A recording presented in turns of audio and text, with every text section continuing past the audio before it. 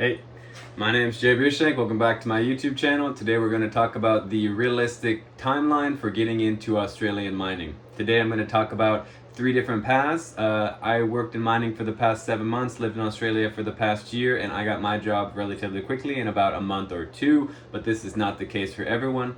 I've been traveling the world for about 10 years now, working high-paying contract jobs. And so let's get right into it. The first pathway we're going to talk about is if you hit the ground running, you show up to Australia, you know what you want to do, you know what you need to do, and you start doing it right away. This way you can get an Australian mining job within a month. Absolutely. If you hit the ground running, you have your white card set up, you have all your certs ready to go to take courses, so you have your tele operator or whatever types of tickets you're going to need to get. You show up, you hit the ground running, and you get those tickets, and you've already contacted, shutdown companies, and you've already told them that you're going to get your ticket on X day, and you can start on X day. You will be able to get a job quickly, especially if you have gotten a number or you've gotten the email of a site supervisor or someone in the mines already, which I've talked about in other videos. This is 1000% the best way to get a mining job, is to shuffle through the dirt and find a number of someone who is already up there. So if you've done that, if you have the number, you've done your research, you found someone who is in the mine site and you've told them you want to work, and they work in a place where they can help you, which most people in shutdowns can do that. You hit the ground running when you get to Australia by already having your white card or getting it in the first or second day, because you can do it online. And you get your necessary certifications and tickets right away within the first 2 weeks. I guarantee you can be out on the mine site within the first month, because there's work and they're ready to put you on. Okay, so that's best case scenario, 1 month. If you show up, you know what you want, you know what to do, and you do it.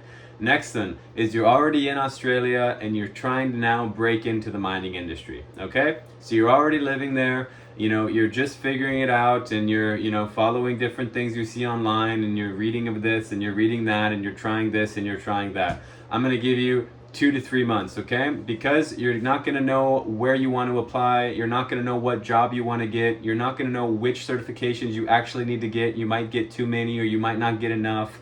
You're not going to be emailing or calling the right people. You're going to be sending too many applications, too many cold applications, not being proactive enough, thinking you're being proactive by sending 50 applications to big companies that don't respond to you, or then respond 2 weeks later with saying that they're not going to take you. This is kind of the situation that I was in when I first got to Australia. I showed up and I wasn't sure that I was going to get into mining, but I was pretty sure, and then I just kind of went about it in the way that kind of naturally you would think you should do it, which would just be applying without knowing kind of the details of how it actually works.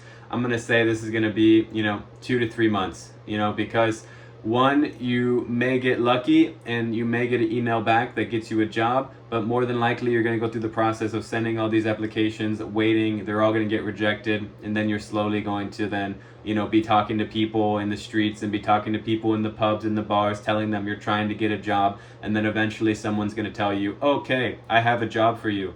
And then they're going to tell you the specific tickets you need, the specific this or that you need. Then you got to schedule those. Maybe you don't have the money for them. This is common when people come to Australia. They don't have money because they're there on a working holiday visa. Maybe you're an Australian citizen and you have money. This can, speed it up a couple weeks. But you might have to work for a week to save the money to buy the ticket. Tickets can be anywhere from, $300 to $1,500. So this way I'm going to give you 2 to 3 months. If you show up and you've been there for a second and then you decide, you know what, mining is what I want to do, and then you start to really jump on the ball and get going on it.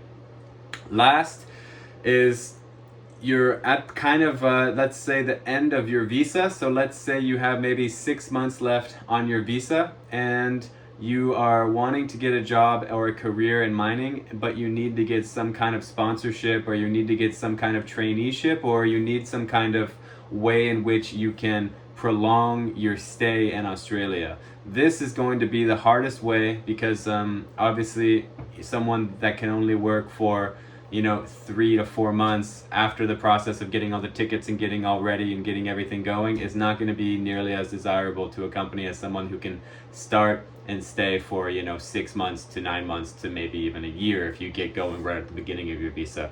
Obviously now I'm talking about visas, but if you're an Australian citizen, what this path would be that I'm kind of referring to now is if you're looking for like a long-term, steady career job, you know, working in the office in a BHP mine site or something like this, where you want, you know, stable, you want reliable, you want a roster, you want decent pay, you want everything to go your way, and you want it to be done, you know, properly. You don't want to just, you know, get up there and start. You want everything to be, you know, flush and set out. I'm going to give you 6 months, because this process is going to take much longer, because I feel like what the rotational workforce in mining is really looking for is these people that can come and go, and they can do the work that nobody else wants to do, which is, you know, the shutdowns and the operating and these types of things. If you want to get a relaxing, kind of more cush job inside of the office, or, you know, a rostered job as a supervisor or something like this, unless you have extensive credentials and amazing connections, these are, you know, jobs that are highly competitive, and it's going to be quite difficult. And so I'm referring now to Australian citizens and also people who are at the end of their visa trying to get a, you know, a job in mining, just because of the fact that then you'll be wanting to figure out sponsorships, or you'll be wanting to figure out this or that. And often people on working holiday visas will have to do time doing rural work to extend their visa, and you might not qualify that with the mining work you do, so it just gets a little bit slippery and a little bit muddy. For me, I was right in the middle of the first and second. It took me 2 months to get my job. That's because the first month that I got there, I was doing it wrong. I was sending the cold emails. I was applying to the wrong jobs that I wouldn't have even wanted to get anyway. And then I, you know, started to do the networking more, which is the name of the game when it comes to mining. Network, network, network, and play the game, play the game, play the game once you get up there.